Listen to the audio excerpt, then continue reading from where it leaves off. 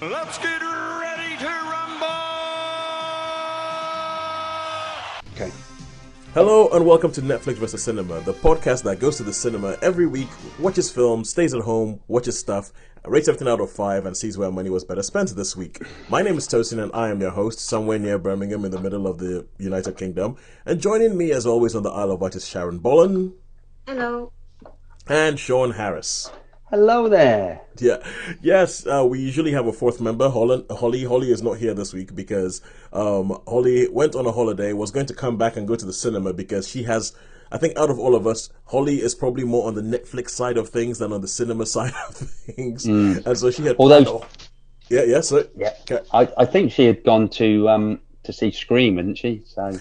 She planned to go see, that was the thing, she was going to see Scream tonight, but unfortunately, she overdid it a little bit on a holiday and is now in bed. So, good old Holly.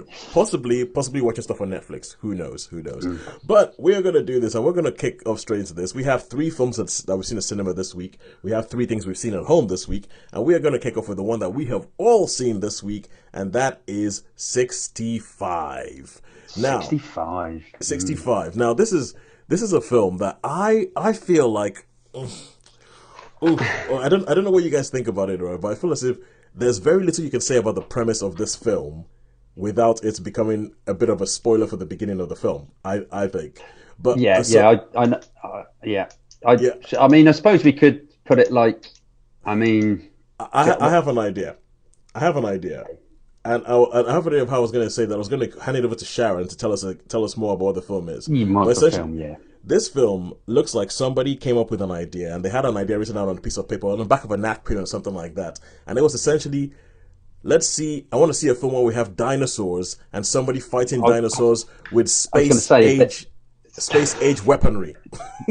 Yeah, it was very much like the Jurassic Park series things, but there were some dinosaurs that I didn't recognize. Yeah, well, it's a bit like imagine if somebody was let loose in Jurassic Park, but with sci-fi weaponry.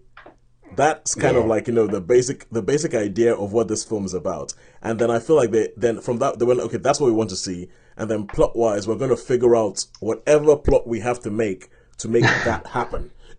Make that central thing happen. So if we can go within the bounds of that, because I feel like giving too much of exactly what happens at the beginning of this film is a bit of a spoiler. Sharon, what do you think? Tell us more about this film. Yeah, it's, as you say, a space traveler, should we say, ends up crashing onto a planet which I don't think it's a spoiler to say it's identified. That's the thing. That's the bit that I think is a spoiler. Okay, he's a space traveler who crash lands on a planet. And this planet has got what we would recognise as dinosaurs on it. Yes. And he's a truck driver, a space truck driver, where he's employed to do these long-range missions to take passengers who are in like a cryostasis sort of thing, from one end of the galaxy to the other. For whatever reasons, but they want to travel, but they obviously don't want to spend 2 years of their lives, so they go into sleep, so he just transports them. He's a truck driver. And unfortunately, there's an incident, and he ends up on this planet. And all these passengers who were in stasis, he's tried to find them, but he's basically only managed to find one, which is a small girl. Yeah. And so the 2 of them are on this planet, and they find out that they're not alone on the planet, but it is inhabited by a dinosaur life forms, and so they have to navigate their way across this hostile world with things that they're not expecting to find. They have a mission. Yeah. And this mission, the only way they can accomplish the mission is by traveling a distance, and so they have to get there from one place to the other. They end up encountering the wildlife and the natural phenomena and everything that life. And on a primitive all the perils. Yeah. And with that, it is a sort of peril-filled movie. It's one of those genres where it's like, okay, cool, we survived that. What next? Ooh, another one. What next? That kind of thing. It is that kind of. Yeah. If we had Doug McClure, he would have been in it. Yeah, that's it. Yeah, you may remember me from such films. Yeah. So it is kind of like that mix of like survivorist peril movie that slash, like, Journey to the Center of the Earth type thing. It's like, oh, everything wants to kill you. What are you gonna? Sean, what did you think of it? Okay, well, yeah, it was pretty much sort of standard fare. There was nothing. There was a couple of convenient moments of narrow escapes, which I like. But the one thing that does bug me, although I tried to make excuses for it, because I tried not to be quite as hard on a film. But yeah, when someone has a lot of trauma to their body and can still function, which we'll come to a bit later as well when some of the other stuff we're reviewing. But when I mean, let's say for instance, not so much about it. There's a lot of injury. A lot of blood. Yeah. So especially at the start, he's crashed for goodness sake, but he just seems to have unlimited amount of he can move free, he can move. I mean, he's like if you've got, I'm sure if you have got a dislocated shoulder, you aren't going to be able to fire a gun. Or if you are, it's going to cause you a damn lot of pain, and you're going to see some wincing. Which I could have. Well, it is futuristic technology, Sean. It might not have true, yeah. So perhaps have... there's no recoil, and as he's they might have a different physiology to us. So I was trying to, because they did have advanced healing, like a first aid kit, didn't they? Which was pretty magic. So maybe I can make allowances, but there was also one time when he was in peril, and I thought, that's that was convenient after.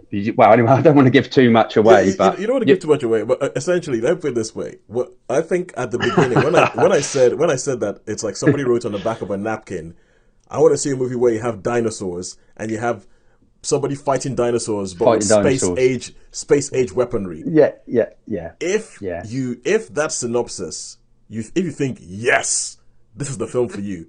If you don't think yes, this is not the film for you. And I love the fact that they are that simple about the film. The film's about 90 minutes, and I love it. There's not enough films that are just 90 minutes nowadays. 90 minutes, yeah. Yeah, and it says this is what it is. This is what the whole thing is. We're going to come up with some story. We're going to come up with some story to try and explain why on earth you have dinosaurs and space age weaponry. But that's not really important. You have dinosaurs and space age weaponry. That's the important thing. And you have the scene you're talking about, dislocated shoulders and everything like that. That's just done for and it's not done for logic. It's done for tension. No, it is. No. I understand all that. And I mean, there are a few inconsistencies. Sorry, Tosin. Probably more than a few, I think. Well, yes, there were. There's one scene involving a rope, and I'm thinking.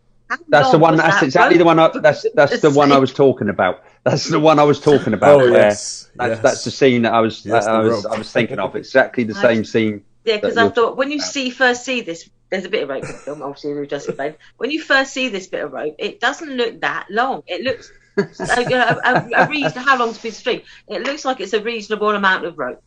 And then there's a scene where you're thinking, golly, was it elasticated? Because that rope went an awful long way. Yeah.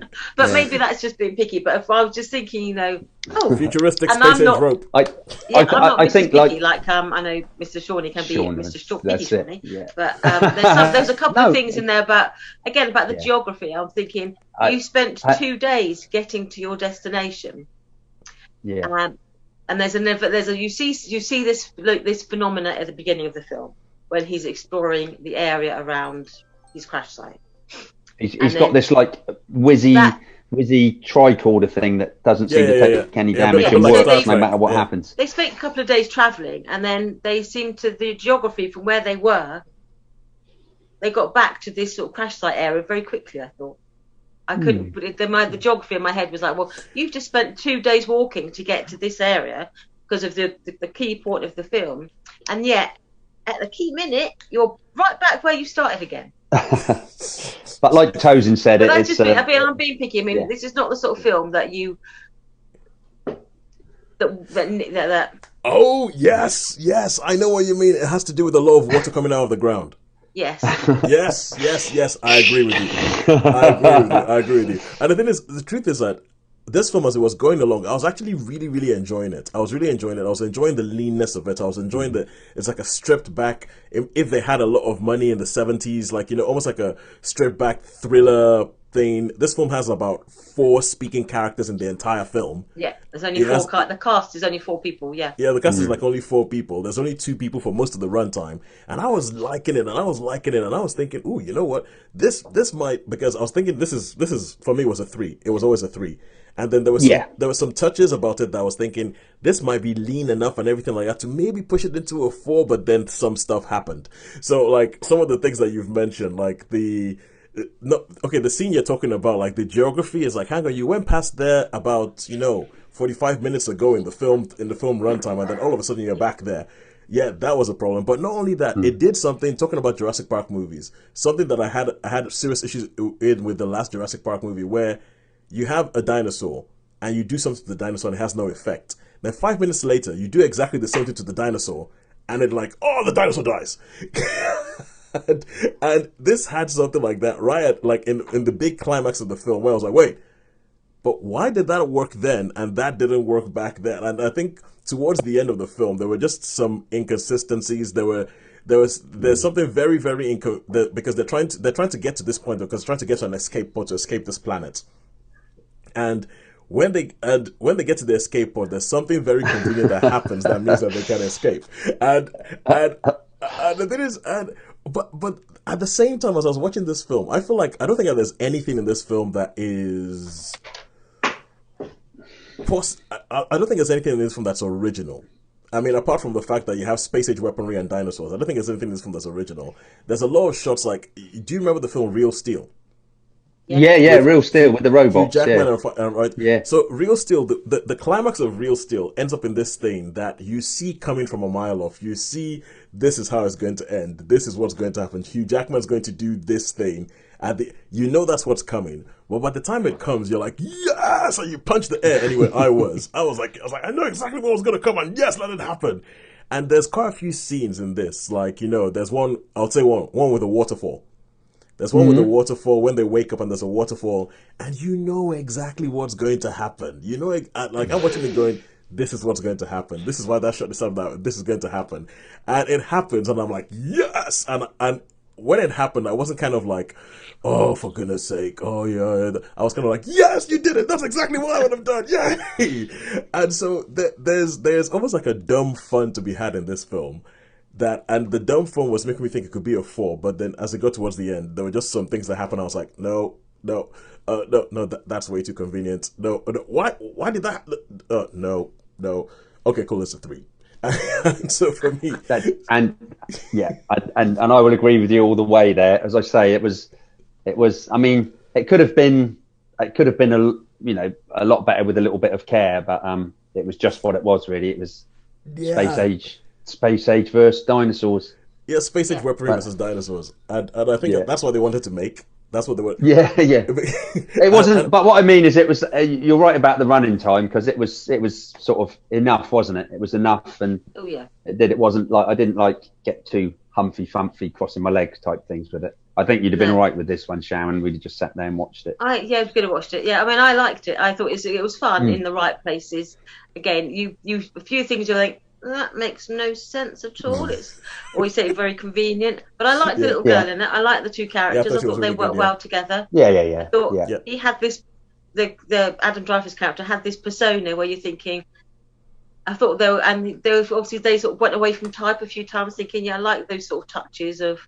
The fact that he did try initially, it was like he did try to bond with this little girl in a non-creepy way, and sort of had this like parental sort of responsibility for her. Yeah, he looked after her. Yeah, and I thought he had a lot to. Yeah, had a lot going for it. For all the fact that it was nonsense.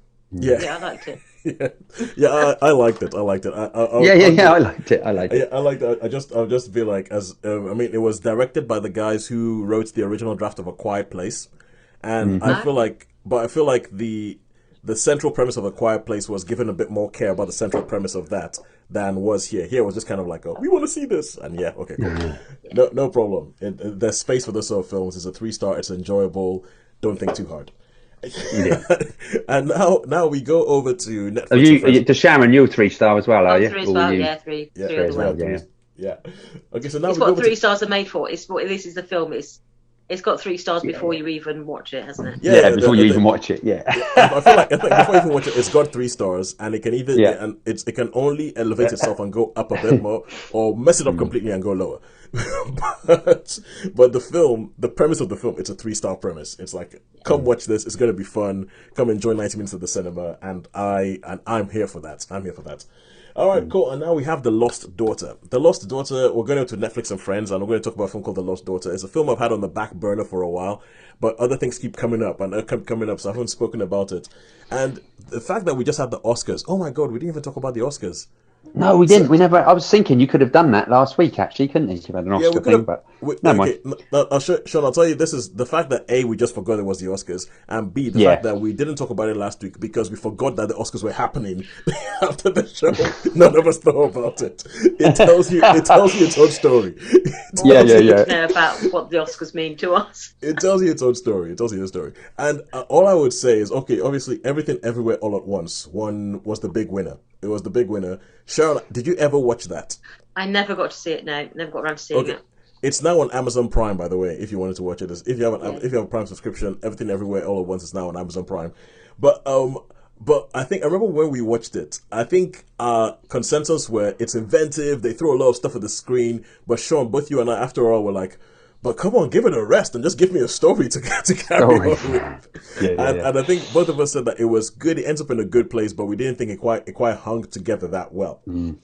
So I think the Oscars was very political. That's the thing. That's the thing I like about I think about the Oscars. So Everything Everywhere All at Once. There's a lot about that film that I like. However, Best Picture, I'm not sure. I know. I think best. I'm going to be honest with you. Best Picture, I'm not sure. Best Actress, I'm not sure. Best Supporting Actress, I'm definitely not sure because I don't think Jamie Lee Curtis had much to do in the film. No. and I was kind of, but then again, I know. Let me put it this way: Judi Dench won a Best Supporting Actress Oscar for being on screen for 8 minutes.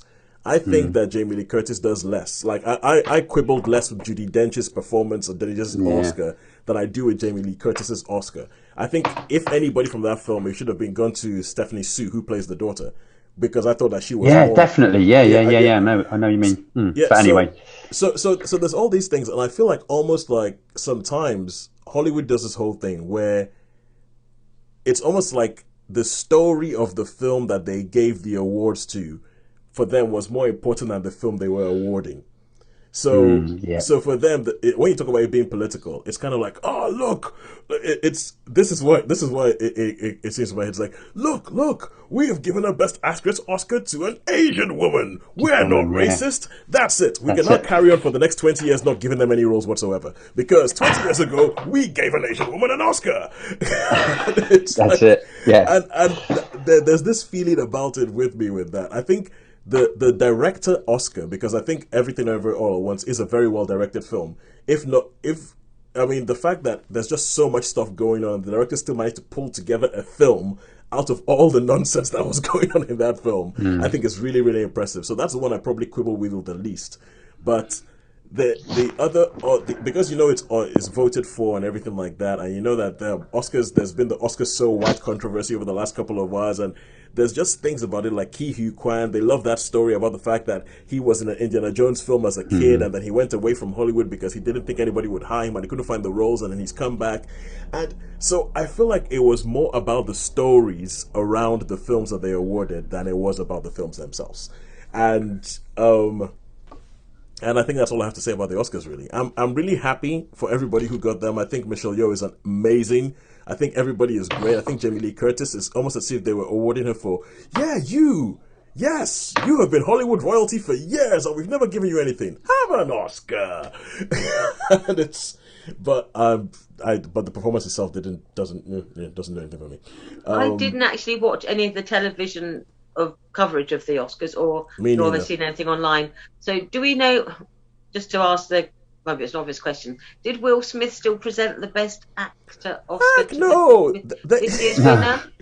No, but Will Smith has been banned for the Oscars for 10 years.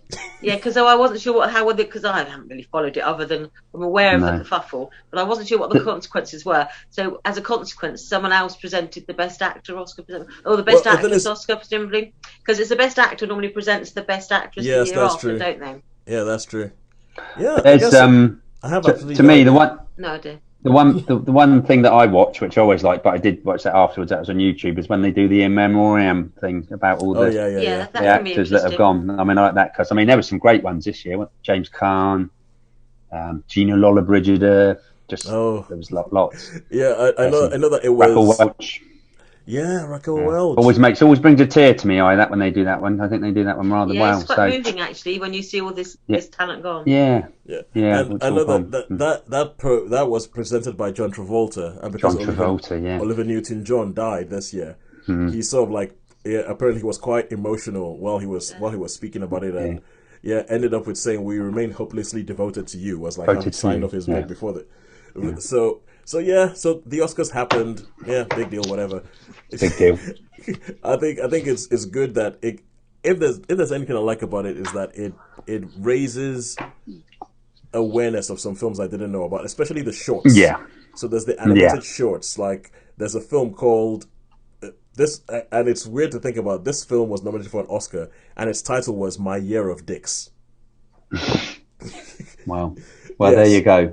it's an animated, and I was like, okay, never heard of that. I probably would never have heard of that because the short films, I think the documentaries, the short films, and the short animated films, the only place I ever hear about them is the Oscars, and so Yeah. then I can go and hunt them down and find them out and stuff. That I think is good. But besides that, I think I'm a bit over the whole thing. So it's anybody else have anything to say about the Oscars?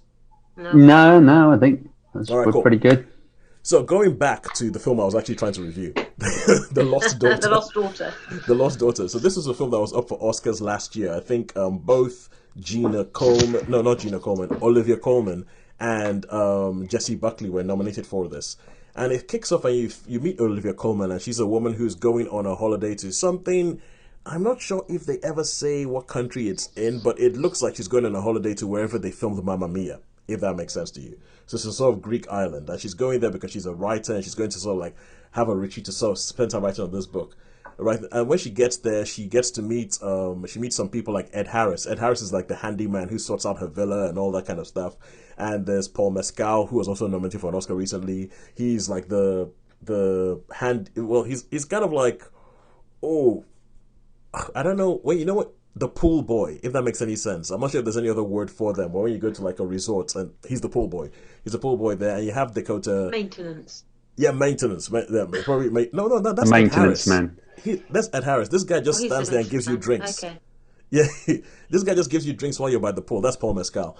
And so while she's there, you start finding a little bit about her life and everything like that. And she sees this other family that is there while she's there. And you begin to get the idea that this family is they're a little bit dodgy. They're a little bit dodgy. The men are all kind of like all tattooed up and stuff like that. And they expect to just sort of show up on the beach and ask everybody to move and all that. And she refuses to move and give up a deck chair for them, and it causes like some frisson and all that. But then in this family, one of the little girls loses a toy.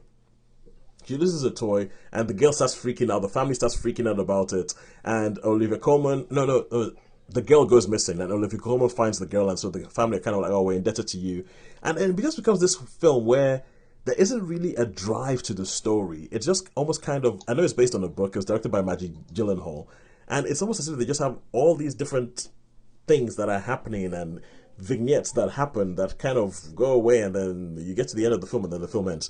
But it's really an exploration of the woman. And when you talk about The Lost Daughter, it's one of these films that has many, many different meanings of the same thing. So is the lost daughter the daughter of the family that goes missing? Is the lost daughter Olivia Colman's character herself? And you have Jessie Buckley, who plays the younger version of Olivia Colman's character. And you see her when she was younger, and you see how what motherhood did to her, because she was like this. She's like a classics professor and everything like that. That she has kids, and then it's all about what happens to her. And she's almost like a reluctant mother, so it becomes like a reluctant mother movie. So it's the Lost Daughter talking about her daughters, And it just carries on and carries on, and then the film goes, and then the film ends. And then you're kind of like, oh, okay. And it's the kind of film where you think about for a while. Some people will hate this film. They will absolutely hate this film because it's the kind of film people will be like, well, nothing happens. And I totally understand that. The performances are good. I can understand what they got yelled about. But I feel like it is saying something about... I think the biggest thing it's saying something about is about becoming a mother and what that does to you when you still have your own life that you want to live. So I thought it was quite good. All in all, I would give it a 4. But bear in mind that if you're the kind of film that seems, if the kind of person that sees some films and goes, hang on, nothing really happened, people were just talking, and then you might not like this film. Because there isn't much incident, there isn't much push to it. It's just kind of like, it's about the performances, it's about this one particular character and how hanging around this dodgy family brings anything up. Like the family looks dodgy. The guys, the family, the men in the family look like gangsters, but that doesn't really do anything. That doesn't really play any part in the story. So it just it's I'll give it a 4, but it's a 4 with a warning that you might hate it. But, all right, cool. Let's go back to cinema and let's go to Creed 3. So Shaun, Creed you 3. saw Creed 3. This is the funny thing. Every film that we're reviewing this week has a number in its title. Yeah, I know about that. Well, so, every film in the cinema side of things, yeah. So Creed, this is basically the third one of another franchise, which is following on from the rest. And I have seen the other two. Michael B. Jordan, the main character that plays Adonis Creed, name Adonis Creed. He's actually involved with my football team, AFC Bournemouth. So, he's one of the owners, isn't he? He is, yeah, indeed he is, and he goes. So I saw him at the game. He was at one of the games a couple of weeks back, and obviously, apparently, I didn't know, but in the local bar, he actually went in the local bar and said, "Where's all the posters and the fan paraphernalia?" He goes, "Oh, we'll have to get that sorted." So anyway, they seem to like it, don't they? These actors of buying football clubs and stuff. I think Ryan Reynolds must have started it with Wrexham. But anyway, let's get on to Creed 3. So this is basically what happens. So Adonis Creed, he's been world champion. He's sort of semi-retired. He's got a lovely wife who's writes music and used to be a music star. So he's got the real lovely millionaire lifestyle. Yeah. And then you get a couple of flashback scenes of when he was, he used to follow this when he was a youngster, and they're quite good lookalikes. He was like you could call the second to this older guy that used to do. He was an amateur boxer, but he was really, really good, and he was going, oh yeah, I'm going to end up going to the Olympics, and then I'm going to be world champion and all that. But there's something that happens. There's an incident that happens, and he basically has to go to prison. So this guy that wanted to be the boxer, he goes to prison, and he's been let out, and he turns up with Creed, and he's like, you never didn't you get any of my letters, and blah blah blah blah. Yeah. So, but his mother had been keeping. His mother's in it, who was with Apollo. So, but she's obviously been keeping the letters. So he's obviously been. Anyway, he's really nice. He's really sort of friendly to start with. And he says, well, come round to the gym, have a bit. We need a sparring partner. He's obviously got on a bit. Yeah. And but he's really, really aggressive, really, really quite nasty, obviously, because he's been in prison. And they're like, the seconds and that. Anyway, there's the one in Creed's gym, which is about to fight for the world championship. The great white the next hope, guy, if you like, the great hope, contender, the next guy. Yeah. Something happens. He has a bit of a rumble, and he ends up in getting hurt and ends up going to hospital, and he can't fight. So he can't fight. So, lucky enough, who's there? The dude who Damien. That's it. That's him. Damien's there. So he goes again. We get onto this. The fight. The no hoper going in against the contender. And he wins. Obviously, he wins. So it's typical fair. You know what's going to happen. And then he's like, "Yeah, I watched you win all your fights. Blah blah blah blah. Now I want everything you've got. Blah blah blah blah." So obviously, what does he have to do? the only way you're going to do it is you're going to have to go and take care of this yourself. You know what I mean? So essentially, that's what you know there's going to be there's going to have to be an Adonis versus Damien fight. It follows standard procedure, if you like. You know, for a Rocky movie, Rocky movies, yeah. Which you knew it was going to be, so it's not. But what's quite interesting, this is something that I thought, and I mean, I don't normally pick up on technical things in films, but yeah, for me, it was obvious by its conclusion that, because I mean, I think that there's a couple of scenes in it, like the scenes where there's running away, and it's from darkness, and like you've got the big bright lights of the city, and he's running towards the big bright lights of the city, like out of the darkness, and then there's another scene later where they're in the gym, and there's a couple of doors that are open either side. Yeah, one's dark, one's light, and it's like someone's going into the dark, someone's going into the light. So I mean, I don't know if that was supposed to be. It was quite an interesting technique. It was really, really obvious. So let's just say, for instance, they're looking at each other. One of the doors, the light's on. One of the doors, the light's off, and they sort of move off. So, and there was a few other bits like that. A lot of, should we say, student film? You know, what makes sort of films. But it's like, but I mean, symbolism in a sort of like Rocky symbolism, or boxing movie. You don't expect that. No, you don't expect that. So that was you know, it was quite interesting to spot that. You know, it was quite interesting to spot that. But yeah, so anyway, this film basically is standard Rocky. No Hoper gets big and has to be taken down a peg or two, and you know, ends nicey, and everybody's happy, and you know, okay,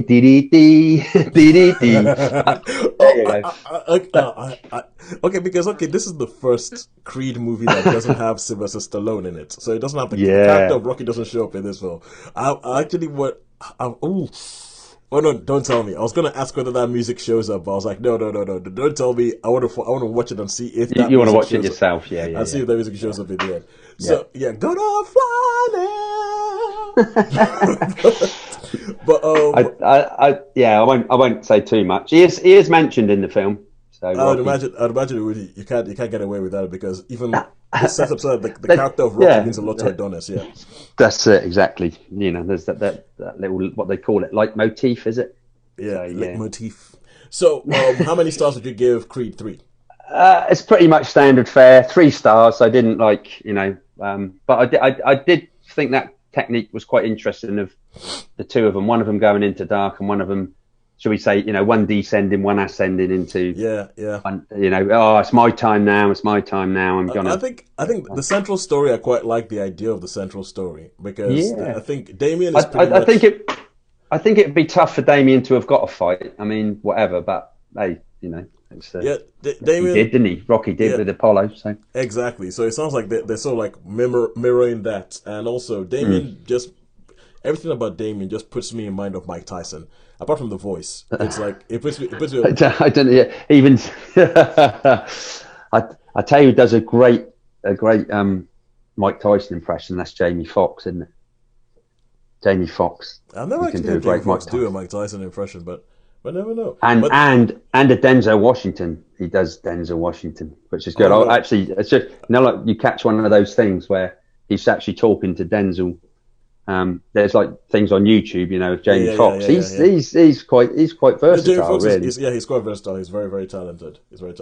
All right, so that's 3 stars for Creed 3. 3 stars, yeah, 3 stars for Creed 3. And now let us get on to Netflix and Friends, and we have The Last of Us. The Last of Us, which is the big video game adaptation from Naughty Dog, and it seems like everybody's saying this is how you do it. This is finally we've started cracking how to adapt video games.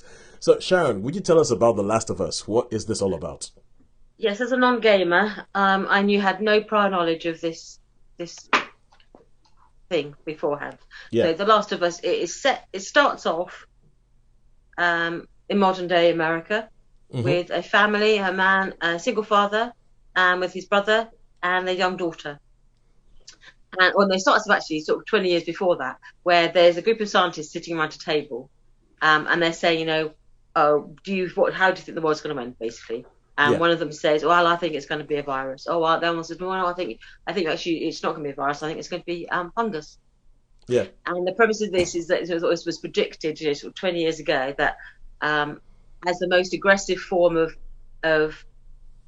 a parasite, Organism. basically, that will take an organism that will take over its host and almost completely change the sort of composition of its host is fungus. So that the world won't end with a zombie apocalypse the way we imagine it in Walking Dead. It won't end with a COVID-like virus that kills many people. It will be this sort of fungal infection that it turns people, makes them hyper aggressive, or just changes their behaviour. And this event, and this event basically happens, and this fungal apocalypse happens, for want of a better word. And then you jump forward, and you see this the first couple of days, when this goes from being like a small incident to say this exponential spread, where it suddenly becomes a pandemic, and then desperate things happen during this first sort of 24, 48 hours. And then you jump forward in time. So is it 15 years or 20 years? 20 years. 20 years forward in time. And then you meet a couple of the same characters again, having lived in this sort of devastated world in Boston, where it's basically a military state. The emergency forces that were sent in to help the situation when it feels like death or whatever were sent in when this catastrophe first happened. They started organising survivors, and they started collecting people in these communities and feeding them. It has become a police state. And there's this one girl that they have discovered, who it turns out, we don't understand at the beginning, that she is actually immune. She has been bitten, or she's been infected, but she hasn't become demented. Because she hasn't become a fungus monster. Fungus. Fungus. She's a fun girl, They make a that whole thing. Yeah, they make a big deal about making sure that you don't call these things zombies. They're not zombies. They're not zombies. She has become a fungus monster. She's infected. They're fun guys. But she wasn't infected. Fun guys, yeah. But she was infected, and so, but they want to. There's a group of people called, is it the Firebird? Fireflies. The Fireflies, who basically are this group of like scientists and doctors and medical people who have created their own like breakaway sort of republic, or not republic, they're like a rebellion there. They're a rebellion, where they want to basically find out if there is a genetic answer to this fungal infection, and they think this girl might be it. The fact that she's immune, they can. Her blood, or maybe some of her cells, might be the answer. And so this one man, our hero, played by Pedro Pascal, Joel. It is his mission, Joel, to take this girl Ellie from Boston to where they believe the Fireflies base is, which is basically the other side of the country. And he's also lost track of his brother, who's living in, they believe, in like Wyoming, and he wants to find out what's happened to his brother. So you have this sort of dual purpose. He wants to find his brother, but he's also willing to take this girl, tag her along to find these fireflies. And then adventures happen every week. It's almost like it's episodic in that how you have these episodes of you meet a group of people, something happens, you move on. You meet a group of people, something happens, you move on. So you don't see the same cast. Almost like levels of a video game. Oh, is it? That's a coincidence. I never thought of that. No, I didn't really. Genuinely, I'm like, no, that's point. Good point. And then you get these almost like side stories where there's like, you see it from a different character's point of view. You see the story from their point of view, and then our characters are just like periphery, or you suddenly see it from their point of view. So it swaps almost like perspective as you go through, and you meet people, and people's opinions change. You think, oh, is this a good guy? Is this a bad guy? And then you find actually there's good guys and bad guys, and sometimes that's both the same person. Yep. Okay, so we don't want to spoil a whole bunch of stuff about this show. I think that you've given the premise cool. Some bits of it, I think, are a little bit Walking Dead. Some bits of it, but it's kind of like, so what did you guys think about it? Sean, what did you think? Okay, well, for me, because I think you both have seen all of the episodes. I've seen 5 or 9 episodes. Yeah. I mean, I thought it's funny. It's a bit of a mixed bag for me. I mean, like, I think the acting is first class in most of the episodes. I think the acting is absolutely fantastic, and I think that there is. What I really liked is that they do some proper things which they would do, especially in the last episode. I'm sure you know the bit I'm talking about, Sharon. Is I just like, oh, thank you. At last, you're doing something incredibly sensible. And the reason I said, yes, that's what you would. Yes, of course. Because I was thinking, what, and just like, okay. So, and I thought there was I'm not normally one for, because it's not lots of action, is there? There's not like huge amounts of action in it, really. No, when violence happens, it almost comes out of the blue at you, basically. Yeah. It does for most people, I suppose. So you'd think for me, because I like to see, headshots and things, but it's not. But I just thought it was really good. It was quite compelling. Not all the episodes, and I didn't really see the point. Although it was an interesting episode, I didn't really see the point of episode 3. Perhaps you could help me with that one. That was going to be my next question. That was perhaps someone could help me with why that was in there, because I didn't see the point of that. Maybe there's something in the game that those particular characters. I think there's something in the game with those particular characters, and I think okay. Because I'm not sure about whether you guys were aware of it, but when episode 3 aired, there was this big massive hoopla about episode 3, and everybody was going, "Oh my god, episode 3!" with a lot of people on Twitter and on the internet going, "Best hour of TV ever." So Really? I remember actually getting to episode 3 and watching it and going, it's a bit standard. It was a bit standard, yeah. And also he does the one he's probably one of the ones that does the one thing when he goes chasing. It's like, to get anyway, yeah. So episode 3, I didn't really see the point about how the dynamic has worked is the theme. I don't know how many seasons they're planning, but the theme of this season 1 is love, and the different forms that it takes. So there's romantic, there's siblings, there's good point. Community, there's religion, there's all these different romantic forms of love come into it.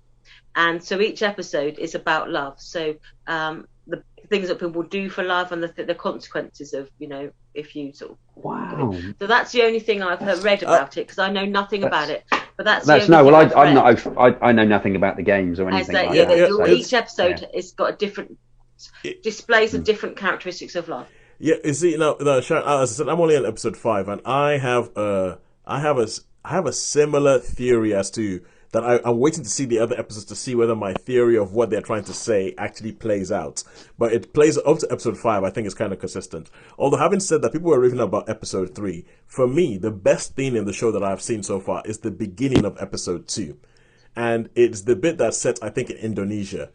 And there's this whole sequence that's set, and I love that sequence. It's probably about 7-8 minutes set in Indonesia, and I love that sequence. I've watched it twice. I've watched that sequence twice, and I think just the way it's done, I'm just kind of like, it really just gets home to you. This is how bad this thing is. But yeah, I love it. But yeah, sorry, sure. Yeah, that is good. That is a good point. For me, the last episode was class. I loved the last episode. I was totally glued to the last episode, and that's why I thought tremendous. There was absolutely between. Should we say there's a scene between Ellie and Joel, and it was just. I mean, I'm not sentimental, and I don't normally, but I just thought it showed. And Sharon, you've thank you for saying about it's all about sort of all the episodes are about love, because that makes much more sense, But that I thought that piece of acting was outstanding. That particular scene, yeah. So I like this series, to be honest. Yeah, it's probably the best. It's probably the best I've seen of Pedro Pascal and Bella Ramsey. Oh yeah. Who was little Lyra Mormont in Game of Thrones?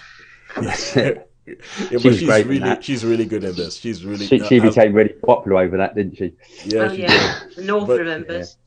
Yeah, as she's quite she's as the bratty sort of teenager in this. She's really good as the bratty teenager in this. So okay, So if there's nothing else that you guys have to say about that, how many stars would you give The Last of Us? Oh, go on, Sharon. You can go first, because I'm torn, because I liked it. Yeah. But for me, it did sort of come and go. My interest in it. I watched it all, but it did sort of come and go a bit. So I'm not sure whether to give it a high 3 or to go for a 4. So to me it's border between the two. I think there's elements that certainly go into a 4. The sort of the way it was constructed, the way it didn't always take the easier path down, and they didn't make all the characters likable. They did things that were unpleasant and unlikable. I think, well, that probably is what you'd resort to if you were surviving. Yeah, if you were surviving like that, it was. I mean, I'm with But I'm you not on a gamer, that. so I Sharon. don't have any previous thing with it. So No. I am torn between a high 3 and a 4. So I suppose if there is an element of doubt, I'd go with the high 3. High 3, yeah. And I would say that I totally agree. I concur everything about that, Sharon. It's very in and out. But I did love the last episode very, very much. I think this would be a nice one to do for episodes because they are very much contained. I think this would be a good one. But yeah, I'm gonna stretch it purely for that last episode because I loved it when the near right at the end. It's like, well, I'm going to do it. So yeah, I'm going to go 4 with this one. It just touches the 4 for me. Cool. Yeah. And when I finish watching it, maybe by next week, I'll let you, because I'll tell you one of the reasons why I have not finished watching The Last of Us is because the one thing the show does very well is a pervading sense of dread. There's just this pervading sense of dread, and it has that kind of it has that little bit of a Game of Thrones thing where you're like, nobody is safe. Joel and Ellie are safe for a while, but you're not entirely sure, okay, what the heck's going to happen. And anybody that they meet, you're like, okay, no one. And they have this whole thing where they walk into a building and they just take their time. And then for me, it's not even the tension, just the dread. The dread, because I know something bad's going to happen. So there's no attention on whether something bad's going to happen. I know something bad is going to happen. It's just kind of like, oh, when's it going to happen? Oh, I'm going to let it happen already. And then I've taken quite a few breaks from this. So I've just stopped it, gone away for like a couple of days, then come back and gone, all right, cool. Let the bad thing happen. So, yeah, and I think it's really, really good about doing that sort of like pervading sense of dread. That's why I've been watching it. But hopefully, maybe by next week, I would have it. Then I'll be able to go, yes, Shaun, yeah, that bit of the final episode. But I know that people have mentioned even the video game, and it was very rare for this as a video game. A lot of people talk about crying at the video game and about how the video game just packs like a really big emotional punch. And I think, well, I've never played the video game myself, but I'm expecting that by the end of this. Right, now let us go back to cinema and stuff. That's 3.5 for The Last of Us. Going back to cinema and stuff, and we're going to talk about Scream 6. Shaun, you're the only one who's seen it. And so I'm going to hand over to you to watch this while I go check that a child is still breathing. Okay, sure. Okay, well, Scream, yeah. Before you start, Shawnee, I have only seen the first 2 Screams, so I'm about 4 Screams out. Sharon, I'm exactly the same, mate. I haven't seen. I just thought, well, it was the timing was absolutely perfect to go and see it. So it was like finish work, go there. I thought I'd see it so that we've got. Also, I did it so that we perhaps might have something to talk about today. So no, I know nothing. 6. Okay, so is it still the same characters or is it different characters this time? I think. Well, I don't really know, to be honest with you. I thought this would be our standalone, but there are some characters from the first one. There's the girl who used to be in Friends. Can't remember her name. Courtney Cox. Yeah, that's it. So she turns up. She's looking a bit the best for wear, shall we say? And there's another one. So I don't really know from the other ones, but it's so I'm not really sure. But as a slasher film, it starts off basically with you've got this ghost face. Everybody knows ghost face, the thing. And there's this person gets killed, and then the person that killed this person gets killed, and then everything. So it's. Are they still constructed in the same way? Because you normally have like the pre-titles bit where you have like almost like a film on its own, isn't it? You've got that little bit at the beginning. Yeah, and that's then it. That's like the first one. And then you have like this murder at the beginning. And You then sound like you know more about this than me. Yeah, well, no, that's it. Yeah, that's it. Yeah, no, you're right. Exactly. That's what happens. So it goes like that murder at the start, and then it goes, the scream. And and then it so then you've got that, and this family that was obviously in one of the previous ones, all this girl and her sister, this older girl and the sister that were obviously mixed up in they got introduced in the last one. They got introduced in the last one, which I haven't seen. Last one, Toes? I did see the last one, yes. Okay. Which was okay. So go on. So anyway, those people from the last one, they sort of all got together, and things happen, and it just basically goes that there's a phone call, and they're all after, there's an incident at a party where the older sister's really protective of the younger sister, and you got to let me go sometimes. Yeah. Now, anyway, and then so it just goes, and then there's a girl that turns up with she's in the FBI now. That one of them that had got stabbed but had survived and everything. Well, I can just leave it after there.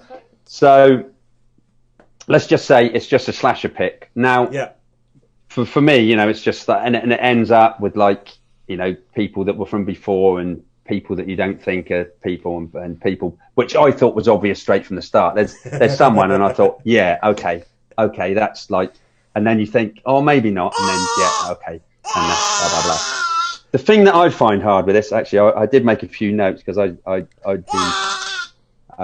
would be that I don't know enough about the film, so there's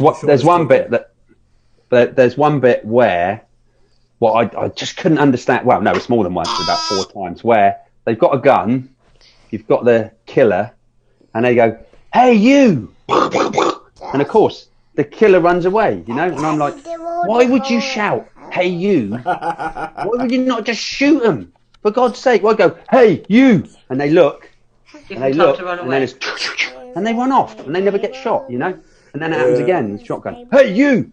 Oh, hi.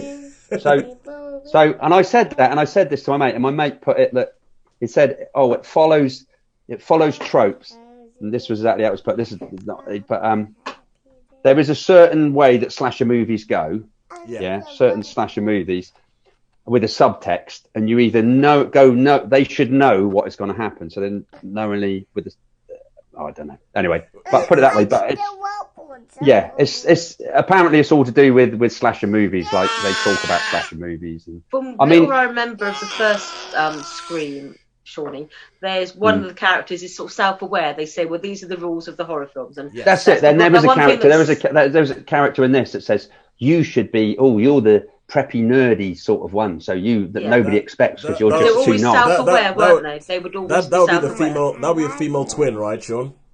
Yes, The female twin would have been the one, So it's and it's like, oh yeah, this one. So he could be, that could be, that could be, that could be. I mean, as I say, I'm not invested in the Scream franchise. I should imagine they'd really, really appeal to younger people who are. I mean, what are they? 80s, 90s? When did the first one come out? I don't even know. No, it was 90s. The first one was 90s. Yeah. The first one was about 96, 97, I think. Yeah. So yeah. Oh, and there's like the scene, obviously, like the Halloweeny type thing. So you've got a train load of different masks, with about 20 ghost face. Yeah, lots of ghosts. I think there's those bits in the trailer. So, it's got your dread, it's got your scenes, it's got your people that you think possibly maybe could be. Is this the ghost face? Is that the ghost face? Are they the ghost faces? So it's all. And this is another thing. This is another thing that I came back to when we were talking about the 65. Is I cannot believe the punishment that these people take and manage to get up and carry on fighting. It's it's like being disemboweled and your head shot off, and then you can suddenly miraculously, just as something's happening, jump up and save the day. And it's like, what? You've just been disemboweled. Surely. So you're holding in all your guts, and So yeah, still fighting off a serial killer. Yeah. So. I can see the appeal of it. I can see it might be fun for people that are invested in the franchise. So yeah, I mean, it was quite bloody. I don't know if the others are, but this was quite bloody. With as I say, brains and things and what have you. So, but on the whole, not being invested in the others and knowing the characters probably didn't help too much, but. I mean, it was okay. It was what I was expecting. As I say, it had some silly bits, but it allowed that for the sort of film it was. It was, so how many stars would you give it? 3 stars. 3 stars. I'll give it 3 stars. Yeah, because the thing with Scream movies is that Scream movies have always been. Can we stop that? Stop that. Okay. Sorry, daughter. So the thing with Scream movies is that they've always been, as Sharon says, they've always been self-aware, and they've always been almost sort of satirical. So the whole idea of the Scream movie is like the first Scream was laughing about slasher movies, and was talking about the fact that these things happen in slasher movies, like don't have sex because if you have, because you it's like only non-virgins die, like virgins don't die. And it made fun I of go that. running up the stairs when you should be running out the door. That's Exactly, that kind of thing. Yeah. The second Scream film was a sequel, and it was making fun about sequels throughout the whole film. It was saying, okay, we're in a sequel, therefore this is going to happen. Third film was a trilogy. They're like, okay, this is a trilogy. The reboot, the last Scream movie was like, okay, this is like, a legacy sequel because this happens many years ago. So what we're going to expect is we're going to expect that there's going to be some characters from the first one that are going to come back. And now this one is a sequel to a reboot. So they're probably going to be doing some clever wink, wink, nudge, nudge stuff throughout the whole film. And the clever wink, wink, nudge, nudge thing, I remember watching Scream 2 in a cinema. And there's a bit where they're talking about the best sequels of all time. And they mentioned The Godfather 2. And right before they said The Godfather 2, I think I'd said The Godfather 2. So one of my friends, Dan, remembers watching the film with me, and he goes like, oh yeah, you just loved it when they mentioned that Godfather 2 bit. And I was like, yeah, it's a film buff. I kind of did love it. And so I imagine that there's going to be some clever wink, wink, nudge, nudge stuff in this. But I couldn't get past the fact that, okay, but let's remember it's a slasher movie, and as I've grown older, I cannot hack that anymore. Yeah. Why are we killing people, and why is that entertainment? I just can't get my head around it. So I don't think I'll be watching Scream 6. I mean, I'm not as I say, I haven't seen the others, and I won't be in any hurry to watch the ones before. So I probably won't bother to watch 4, 5, 6, whatever. I think if you're into slasher movies, the Scream movies are cool because they make fun of all the things you know are stupid about slasher movies. Right. Like what you said about for instance, the first Halloween, it puts Mike Myers forward as a man. But then as they go on, he seems to become this supernatural entity that you can't kill. It's like, why, if he is just a man, why is it that when you shoot him, he doesn't die or anything like that? And there's a bit even in the last Scream movie where they talk about, don't shoot him in the chest, shoot him in the head, shoot him in the head. Because obviously it's my sentiments exactly. Because obviously in slasher movies, they never actually shoot them in the head. And there's a bit... And they always get up afterwards. They always get up after, and there is a very specific bit in the last Scream where somebody goes, no, shoot him in the head. I've got to shoot him in the head. That kind of stuff. So yeah, anyway. That's 3 stars for Scream 6. So far we haven't had any stinkers this week, but there is always time because we have one more thing to talk about, and this is Extraordinary on Disney Plus, or it could actually be it could be Extraordinary, or depending on how you say it could be Extraordinary, because this is a TV show on Disney Plus. Weirdly, even though it's on Disney Plus, it's a British show, so it's an English show set in London. And it is set in a world in which around about your 18th birthday, everybody gets a power. So it doesn't matter. It could be the power of flight. It could be all sorts of stuff. And to tell you the kind of show this is, they play around with the idea of people getting powers. So people have some stupid powers. Like the main character's mum gets the power to control technology. But the problem is that because she's old, she doesn't understand how any of the technology works. That sounds familiar. Familiar. Yes, so she can control the technology, but what's the point if you don't know how to get here or how to find stuff on the internet? She can't do it. And there's things where someone can feel emotions. There's a power that somebody has where his power is the ability to give anybody an orgasm by touching them. Wow. But the main character... That would be interesting power.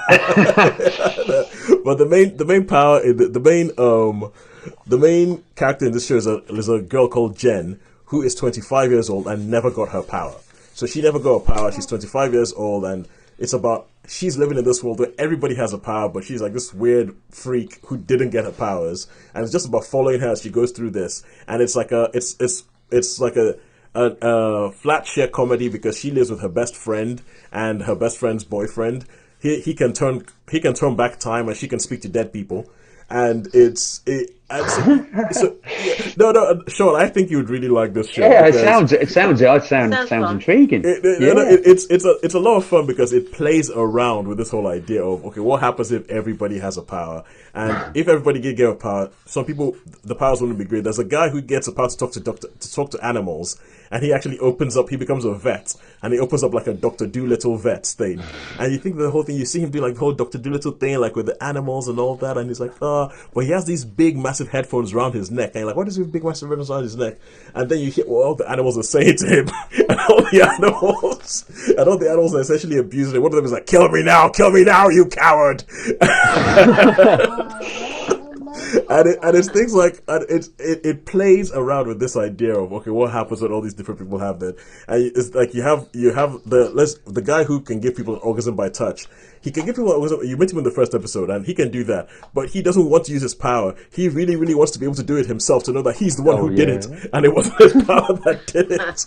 And so it's all these silly little things that come together, and it actually is quite a funny show.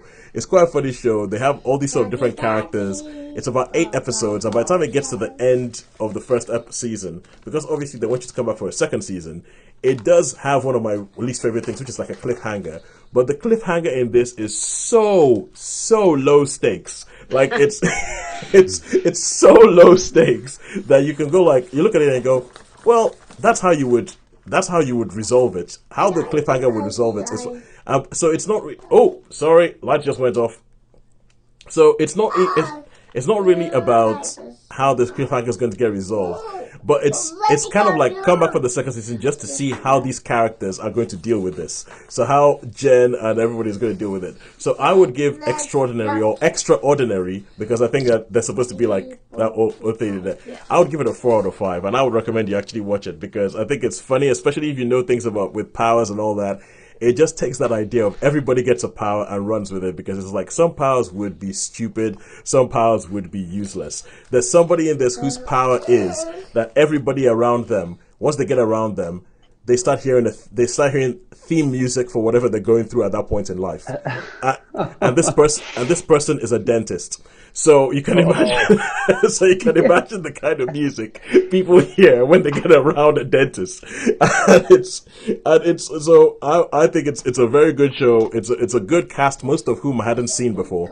Even though it has got Siobhan McSweeney in it, who is the nun in Sister Michael in Derry Girls. Yeah, and she's in a lot of stuff.